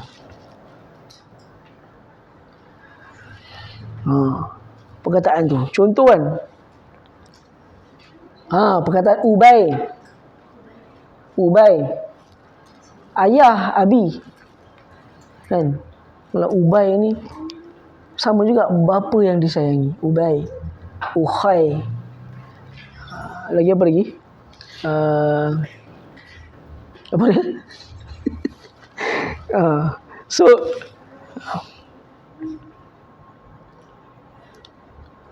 kalau bila datang contoh tu dia tak sampai. Apa padahal benda tu selalu sebut. Sama belajar dulu selalu sebut benda tu. Saya tak ingatlah contoh lain. Saya ingat sama belajar selalu sebut perkataan tu. Kalau Allah guna perkataan ya Allah pula apa Nabi Allah Yaqub. Dia guna dengan anak dia ya bunai. Kalau anak je ibni. Ibni ni wahai anakku macam itulah. Ibni. Mari sini ibni, ta'al ibni. Mari sini. Ibni. Itu sebab kita nama dia bin. Bin tu maksud anak lelaki. Kalau ibni anak lelakiku. Kalau bunai wahai anak lelakiku yang disayangi. Dia ada tak terjemah yang disayangi kat situ? Kan wahai anak lelakiku je. Wahai anakku. Wahai anak lelakiku ada tak? Wahai anak lelakiku yang disayangi ada tak? Tu kurang tu. Kalau baca tafsir Arab dia sebut benda tu. Perkataan bunai, uhai tu atas wazan fu'al tu persyaratnya menunjukkan benda yang special. Bermakna panggil anak tadaburnya, panggil anak semanis boleh kau panggil lah. Masa tengah dengar luahan dia tu, ketika dia mengharapkan bapa dia mendengar dengan teliti dan bercakap dengan perasaan kasih sayang dengan dia. Bayangkan betapa kuatnya bond yang sedang Allah ceritakan antara seorang anak dengan seorang ayah ni. Ya bunai, wahai anakku yang disayangi. Weh setan di sini itu itu orang yang tak faham agama. Engkau ni anak setan betul lah kata. Sumpah serana anak ni. Tu sebab orang tua dulu dia nak panggil anaknya, dia geram dengan anak dia kata bertuah punya budak, bertuah, doa bertuah. Kita pun kalau cikgu-cikgu pun sama. Cikgu-cikgu, kami cikgu panggil anak-anak murid. Tapi saya pernah dengar juga ada cikgu yang garang dia panggil bodoh. Memang ada yang panggil macam itu. Tapi kita tak sunnah. Sedangkan Quran ajar kita cara sunnah dia macam mana. Budak kecil, anak-anak panggilan yang baik. Nama siapa? Panggil wahai Ashraf yang disayangi, mai sini. Kan cantik sikit, dengar dia buka hati dia pun sejuk. Ui, baiknya pakcik ni. Jadi dia panggil ya bunai. Dia kata la taksus, janganlah kau ceritakan ru'yaka tentang mimpi kau ala ikhwatika kepada adik-adik kau yang lain. Fayakidu laka kaidah. Fa kat situ apa? Fa kat situ fa akibat itu panggil. Dia kata wahai anak aku yang disayangi, janganlah kau ceritakan kisah mimpi kau tu, engkau bermimpi mana tadi, kepada adik-adik kau yang lain, abang-abang kau yang lain. Sebab dia second last kan, bawah dia ada Bunyamin, yang tu last, dia ni second last. So yang semua abang-abang besar atas. Dia kata jangan kau cerita dengan adik-adik kau, abang-abang kau yang lain. Fa tu apa? Dia panggil fa akibat. Kalau kau ceritakan yakidu laka kaidah. Dia terjemah apa kat situ? Janganlah kau ceritakan kepada adik-adik kau yang lain tentang kisahnya. Apa? Mereka sebelum tu ada apa-apa tak? Maka, ada sebut maka. Boleh ada maka tak? Maka khawatir.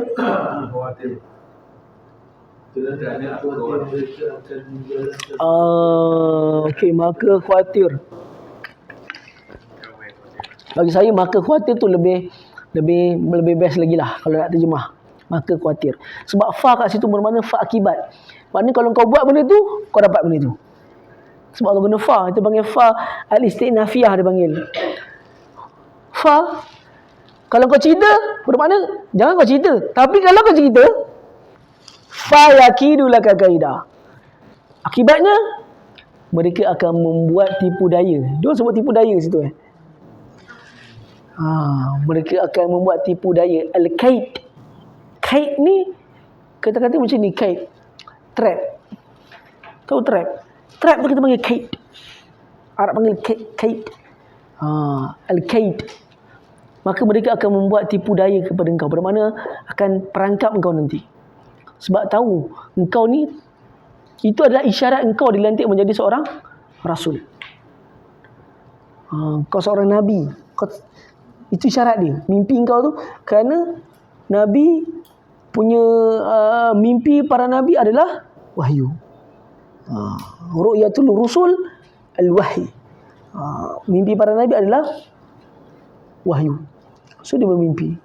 Bapak dia kata, wahai anakku ni sayangi, janganlah kau ceritakan mimpi-mimpi kau ni kepada adik-adik kau lain, nanti takut apa-apa buruk dia akan buat pada kau. Belum. Tapi itu syarat dia jadi nabi lah. Dia nanti menjadi nabi. Jadi bapak dia tahu, anak aku ni rupanya nak menjadi nabi. Dilantik menjadi seorang nabi melalui mimpi para nabi. Wa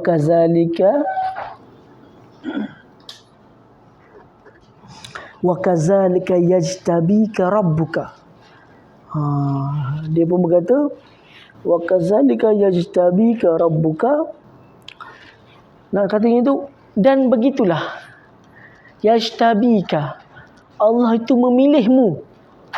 Tuhanmu memilihmu. Dan begitulah cara Tuhanmu memilihmu. Yajtabika. Asal perkataan jaba, al-jibayah. Jibayah ni kata pemilihan. Wa yu'allimuka min ta'wilil ahadis. Memilihmu wa yu'allimuka. Begitulah cara Allah memilihmu menjadi seorang nabi. Wa yu'allimuka, dan juga zuriyat pula, Dan juga dia punya mukjizat dia apa? Akan yu'allimuka, mengajarkan kepada kamu ta'wilil ahadis. Ta'wil ni adalah ta'wilil hadis, kita kata apa? Tafsir mimpi. Tafsir mimpi.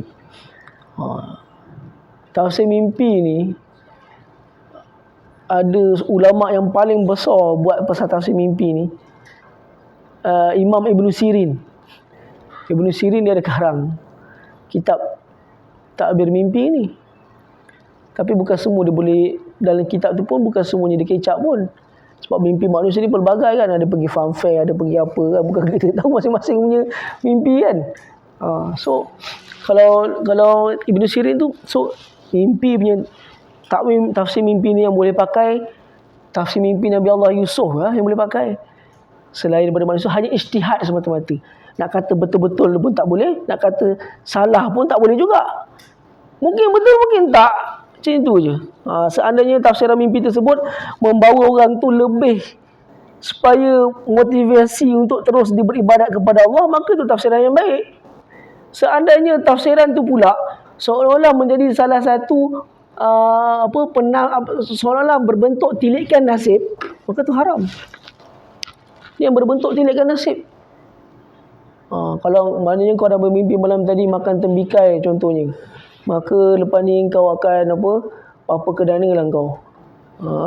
Contoh, kau apa ke dana lah kau. Tak ada karinah langsung dia bagi, tak ada hubung kait pun. So benda tu berbentuk tafsiran yang berbentuk. Kalau ni Nabi kan, memanglah dia punya mimpi-mimpi dia benda yang berbentuk masa depan. Seandainya tilikan orang tu berbentuk tilikan nasib, yang berbentuk seperti tilikan nasib. Contohnya kalau dia kata, malam tadi aku bermimpi aku tak pakai apa-apa. So kebanyakan penafsir mimpi akan kata bermakna engkau ni tak banyak buat dosa. Contoh. So teruskanlah hindari perkara yang haram. Teruskanlah cari benda yang halal. Itu boleh kita cakap. Sebab hujung dia suruh buat benda yang baik, tinggal benda yang haram. Tafsirnya tu diterima pakai. Kalau dia tafsir yang boleh berbentuk tilikan, maka tak boleh pakai.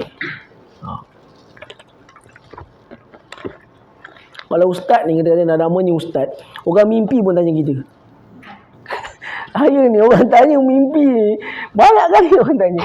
Yang WhatsApp lain, Facebook lain, ustaz malam tadi saya mimpi macam ni. Apa maksud mimpi tu ustaz ni?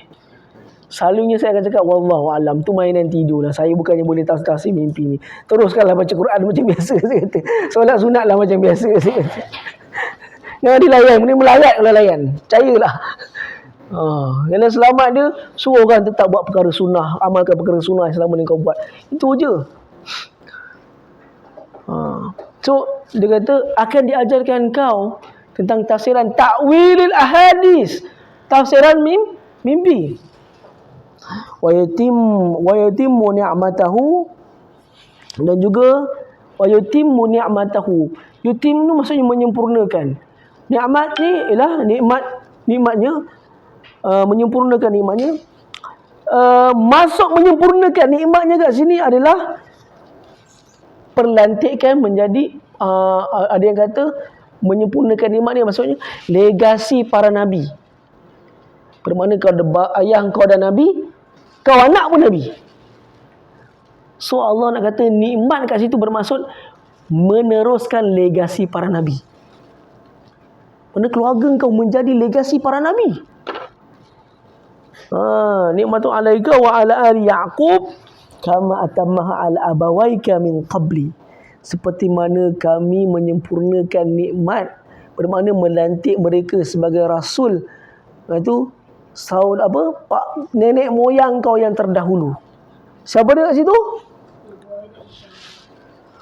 Ibrahim dan juga Ishaq. Inna rabbaka alimun hakim. Inna rabbaka alimun hakim. Lis musta'nafa li ta'kid mazhabah min kalam ayna rabbaka alimun maysta. Bila dia kata sesungguhnya Tuhanmu maha mengetahui, Maha mengetahui tentang sesiapa yang dia rasa layak untuk memikul membawa risalah para nabi. Sebab kata sesungguhnya Tuhanmu lebih mengetahui. Allah ni lebih tahu siapa yang orang yang layak, siapakah orang yang baik, siapakah orang yang soleh. Allah lebih tahu siapa orang yang soleh. Tu sebab kita tak boleh cakap soleh ni ahli syurga, soleh. Jangan yakin. Cakap dia soleh atas benda zahir tak ada masalah. Atas sangka baik kita dia soleh. Tapi jangan cakap yakin orang soleh betul ni. Sesungguhnya Allah lebih tahu siapa yang lebih soleh. Mungkin dia soleh depan kau je, belakang kau tengah terbalik dia tu. Cakap itu. Dia soleh depan orang ke? Depan orang soleh. Kan? Itu sebab Allah kata innahu alim. Dia Maha mengetahui siapa yang soleh ni, siapa yang sehingga layak boleh membawa risalah para nabi dan rasul. Alimun hakim. Wa hakimun fi san'i wa tasarruf. Hakim, bijaksana ni kita kata hakim ni yang bijak lah. Bijak kat sini bermaksud dia Maha mengetahui siapa yang soleh di kalangan hamba-Nya, siapa yang mampu membawa risalah para nabi dan rasul, dan dia Maha mengetahui terhadap apa yang dilakukan. Itu kita kata bijaksana. Orang yang bijak ni dia tahu apa yang dia buat. Kalau kita tanya apa yang kau buat ni, tak tahu, aku main buat je. Itu bukan orang bijak. Itu main bantai je. Sebab Allah kata hakim ni dia tahu apa yang dia buat. Tak boleh dipersoalkan tentang tindakan dia. Wa huwa hakim fi tasarrufati, terhadap segala takdiran dan perbuatan dia. Tidak boleh la yus'alu an tasarrufati, tidak boleh dipersoalkan tentang kebijaksanaan dan juga segala takdiran yang telah Allah lakukan. Tak ada orang boleh persoalkan. Innahu alimun hakim. Jadi apa yang kita boleh tadabbur pada ayat tadi,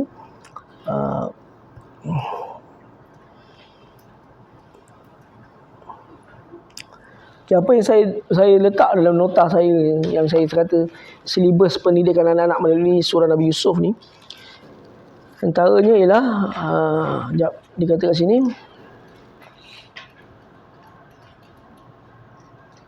saya tak ulas ayat tu kan. Inna syaitana lil insani, tak ada orang tegur pun. Aduh mubin. Ayat tu menunjukkan apa? Tadabbur dia. Semasa mendengar keluh kesah anak, semasa mendengar masalah anak-anak, selitkan nasihat sekali. Begitulah si ayah menyelitkan nasihat. Dia kata apa? Wahai anakku, janganlah kau cerita kisah mimpi kau ni kepada abang-abang kau. Takut-takut nanti dia akan membuat dia akan buat benda yang tak elok kepada engkau. Ingatlah, sesungguhnya syaitan adalah musuh yang nyata bagi manusia. Kan baik nasihat tu. Ini nasihat, cakap nasihat anak asalkan boleh je. Alah, kau tak payah ikutlah, macam tu dah. Cakap, alah, kau tak payahlah dengar benda tu semua. Tak ada. Cakap dengan panggilan baik tu. Nak anak ayah yang disayangi, awak yang cakap ni, setiap keputusan kau semua, ingatlah sesungguhnya bertakwa kepada Allah adalah benda yang lebih penting. Cakap nasihat.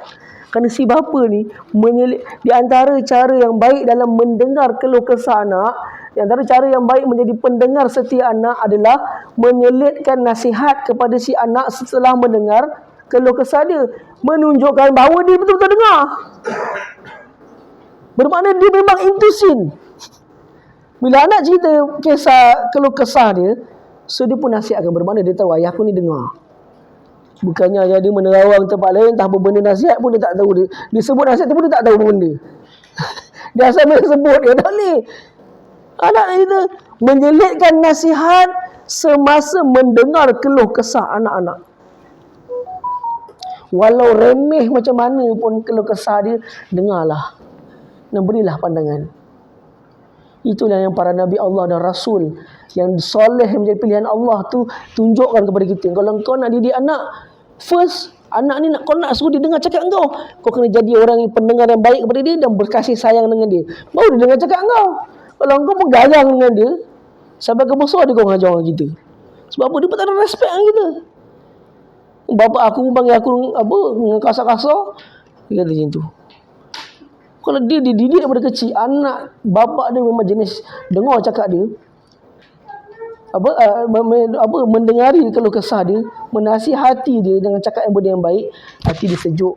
Hanya dia akan menjadikan, inilah hero aku yang pertama dalam hidup aku.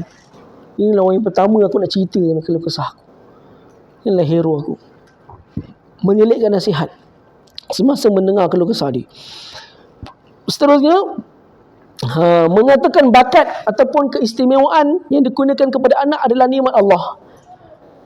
Dan bakat tersebut adalah pilihan Allah terhadap mereka, dan setiap nikmat bakal dipersoalkan oleh Allah. Sematkan bahawa bakat adalah untuk kebaikan kerana ia bakal disoal oleh Allah besok di akhirat. Nampak? Sekarang ni dia cerita kat bapak dia. Nabi Allah Yusuf dia cerita pada Nabi Allah Yaqub tentang dia ni bakal dilantik menjadi rasul. Sekarang ni dia cerita. Jadi seorang bapa menyelitkan nasihat dalam mendengar keluh kesah. Satu kita dengar. Yang kedua adalah nak cakap, dia sebut apa? Dia menamakan lantikan menjadi rasul sebagai nikmat. So kita, kalau anak kita ada sesuatu bakat, kita kena terapkan kepada dia, bakat kau ni nikmat daripada Allah. Sekarang ni dia, anak kita bukan rasul lah, bukan dilantik menjadi rasul. Kita cerita dalam konteks anak kita ni manusia lain macam biasa. Dia ada bakat. Bakat ni pilihan Allah pada seseorang, betul tak? Seperti mana lantikan rasul ni adalah pilihan Allah. So seseorang mempunyai bakat. Contoh anak kita ada bakat main bola ke, melukis ke, apa ke, cakap dengan dia. Bakat yang Allah kurniakan kepada kau ni nikmat daripada Allah. Dan setiap nikmat bakal dipersoalkan oleh Allah besok di akhirat. Kita kena sebut pada dia bahawa bakat adalah tanggungjawab yang kau kena pikul besok di akhirat. So jagalah tanggungjawab bakat kau tu dengan betul-betul, kerana dia adalah amanah. Bila kita dengan anak-anak ni kena selalu kaitkan Allah, Rasul, syurga, neraka, syaitan, seperti mana Nabi Allah sebutkan dalam ayat yang kita baca. Menyatakan bahawa ini nikmat ni, bakat kau ni nikmat daripada Allah. Kebanyakan anak-anak dia akan anggap, contohlah saya memang latih ni lah kan. Kalau semua tahu, saya latih anak-anak budak-budak sekolah rendah Muay Thai, tinju siam. So budak-budak ni ada yang ada bakat, ada yang tak ada bakat. Tapi yang ada bakat ni saya kumpulkan dulu, yang mana dapat emas, dapat perak kejohanan. Cakap benda pertama saya nasihatkan orang duduk kumpul, saya sebut benda tu. Bakat yang kau ada ni, kemenangan yang kau dapat tu semua nikmat daripada Allah. Bukan sebab engkau atas usaha engkau, kan? Sebab apa nikmat? Andai kata Allah tarik je nikmat tangan kau menumbuk pun tak boleh. Kau nak tendang pun tak boleh. Semata-mata ni semua nikmat daripada Allah. Dan ingat, setiap nikmat daripada Allah tu Allah akan persoalkan besok di akhirat. Apa yang telah kau lakukan dengan nikmat dia? Kau bantai orang ke? Selalu sebab budak bila dia main Muay Thai, dia sekali dia dah naik atas ring, dia dah ada pengalaman naik atas gelanggang, dia keluar, dia turun daripada gelanggang dan dia menang hari tu. Dia turun daripada gelanggang, tak ada benda dia takut. Budak besar macam mana pun dia tak ada takut ni. Memang dia berani langgar punya. Sebab dia dah ada apa? Pengalaman naik atas ring ni.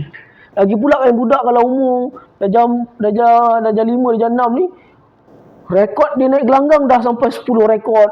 Dah 10 kali naik gelanggang. Tak ada orang dia takut. Kata 5 pun dia berani langgar. Tapi kalau orang tak ceritakan tentang nikmat ni daripada Allah, hati dia takkan lembut. Sebab kena cerita. Yang ada bakat ni, saya selalu cerita benda tu. Sebab takut dia orang akan gunakan benda yang salah. Dia bully yang lemah. Dia masuk asrama, dia bully orang. Sebab apa? Aku ada Muay Thai. Macam tu. Terlanggar bahu sikit nak bergaduh. Tu saya kata, ini semua nikmat daripada Allah. Allah persoalkan besok ni nikmat kau ni. Bakat ni semua nikmat. Itulah yang Nabi Allah terapkan kepada anak dia. Dia kata apa? Dilengkapkan nikmat Dipanggil itu sebagai nikmat. Menjadi Rasul tu nikmat. Seperti yang kita tahu, setiap nikmat akan dipersoalkan.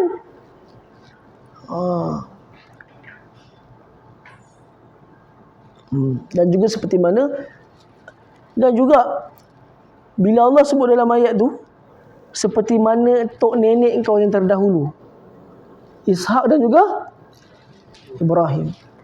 So kita ni nak jadi orang baik, kena duduk dalam lingkungan orang-orang yang soleh. Kena selalu jadikan orang soleh sebagai role model. Kita boleh berterusan jadi baik. Setakat jadi baik je, macam mana kita boleh jadi baik? Tapi nak berterusan jadi baik, kau kena duduk dalam lingkungan orang yang soleh. Kena duduk dalam lingkungan orang yang soleh. Itu adalah nasihat. Contoh dalam hadis Bukhari, seorang pembunuh telah membunuh 99 orang. Kemudian dijumpa seorang pendeta. Dia kata, ada taubat tak? Tak ada taubat. Dia bunuh, cukup 100. Kemudian dijumpa seorang lagi pendeta. Pendeta tu kata apa? Pergilah kau ke sebuah negeri mana mereka menyembah Allah. Itu menunjukkan kau kena pergi ke lingkungan yang baik-baik untuk kau terus jadi baik. Dia suruh kau ikut dengan golongan tu. Sekali dalam perjalanan dia mati. Tapi mati tu belum sempat sampai negeri tu, akhirnya apa? Fatah sama, berlaku perbalahan di antara malaikat rahmat dengan malaikat azab ni. Siapa nak ambil ni? Neraka ke syurga nak ambil ni? Sekali dia ukur. Betul. Lebih dekat ke arah negeri tu, maka dia diambil oleh malaikat rahmat. Niat je. Dalam keadaan niat bersama dengan perbuatan, buat masuk syurga. Begitu juga sebab pendeta sebab apa? Pergilah bersama orang yang menyembah Allah. So duduk dengan golongan yang baik-baik. Itu sebab Allah mention pasal tok nenek dia dulu orang soleh. So engkau ni dah menyambung legasi para nabi, jadilah teruskanlah jadi orang yang soleh. So anak-anak ni kita kena terapkan dia. Kita kena wujudkan dia satu role model soleh depan dia. Contoh ada atuk dia yang soleh, selalu pergi masjid. Tok guru, orang baik, tengok atuk kau. Wujudkan satu role model soleh, sama ada kalangan ahli keluarga kalau ada. Itu lebih baik. Kalau darah daging sendiri ada, tunjukkan. Supaya dia terus memandang itu sebagai role model, untuk dia kekal menjadi anak yang soleh. Itu sebab Allah mention pasal tok nenek dia. Saya terkesan dengan ayat disempurnakan nikmat, penyambung legasi para nabi dan rasul tu. Bukan biasa tu, penyambung legasi para nabi dan rasul. Jadi setakat itu saja kita boleh kongsikan bersama. Apa yang kita boleh dapat, kita pelajaran daripada ayat kita telah pelajari pada malam ni. Semoga kita ubah sifat kita, ubah sikap kita, ubah pemikiran kita, ubah cara fikir kita, ubah perangai, ubah semuanya hasil pembelajaran kita dari ayat telah kita fahami. Dan seperti selalu saya sebut, ini kerja dakwah kena buat ni, menyampaikan kebaikan wahyu kepada setiap orang yang kita kenal. Diisyaratkan berkali-kali dalam Quran. Sebab saya punya kelas dekat Keluang tu, kelas online, setiap kali lepas habis tadabbur, ada seorang pencatat nota. Dia tak catat nota. So nanti nota tu dia akan sebarkan. Semua tadabbur yang kita dah buat dekat dalam ayat tu, ada seorang pencatat. Dia seorang je tu. Lepas tu dia akan sebarkan. Jadi apa yang boleh kita katakan, pertamanya Allah mengisyaratkan supaya kita menceritakan kebaikan wahyu kepada darah daging. Kedua, berubah daripada biasa-biasa kepada luar biasa sikit, iaitu belajar bahasa Arab untuk mendalami pemahaman dia terhadap ayat-ayat Allah. Sedikit pun tak apa. Ketiga, apa apa tadi? Memanggil apa tadi? Memanggil dengan panggilan yang terbaik. Sebab bapa panggil anak pun terbaik, anak panggil bapa pun terbaik juga. Kemudian apa? Menyelitkan nasihat di dalam mendengar keluh kesah anak, menjadikan anak bapa menjadi pendengar nombor satu anak. Kemudian apa? menyatakan kepada anak bahawa apa yang Allah kurniakan nikmat kepada dia adalah nikmat yang bakal dipersoalkan oleh Allah besok di akhirat. So benda itu datang bersama dengan tanggungjawab. Bukannya menggunakan kepada tempat yang salah, pada tempat yang dosa. Dan juga wujudkan satu role model dengan ahli keluarga dia supaya dia dapat terus menjadi baik, dan satu ada kiblat dia nak jadi baik macam mana, melihat dengan role model darah daging sendiri. Kalau ada lah, kalau tak ada kepada orang soleh mana-mana yang dikenal, orang soleh, ustaz-ustaz ke mana ke yang dia rapat, menjadikan satu role model kepada dia untuk dia nak menjadi orang yang baik. Kemudian